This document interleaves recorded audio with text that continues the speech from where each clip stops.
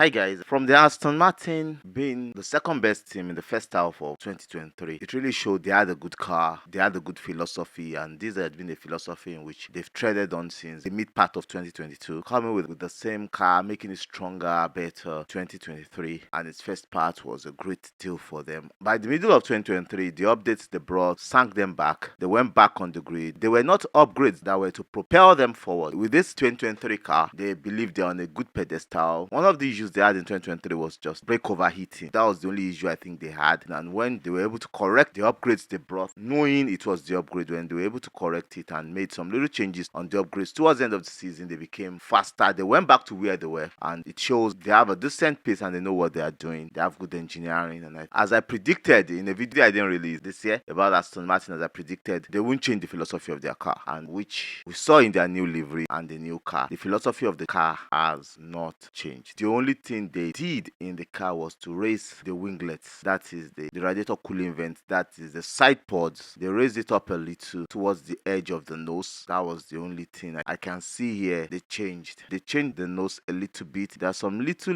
changes on the front suspension. The front wings, a totally revamped front wing, but the aerodynamic quality of the car, that is from the side pods, there are no changes to that, which is the main philosophy of the car. Their rear suspension has been changed. Looking at the side pods from the side, just the same car from last year. Their rear wings, they've done some little rejig on the rear wings. The nose, like I said, they've done some little rejig on the nose, on the front nose of the car. Then the rear beam wing have been totally rejig. The way the air flow through the beam wing and the suspension has been changed. They've really worked on the rear suspension of this car because they had issues with the rear last year. That's where the overheating is coming from. They've really done that. They should have worked on their brake air disperser because they are having issues with that. The brake was holding much heat and it causes overheating to the tires and also to the car itself. Now the livery. Last year car had this shiny lemon green, but this year car is purely green. Also, the air inlet that is behind the driver's head had been changed. They've rejigged that. They've done some little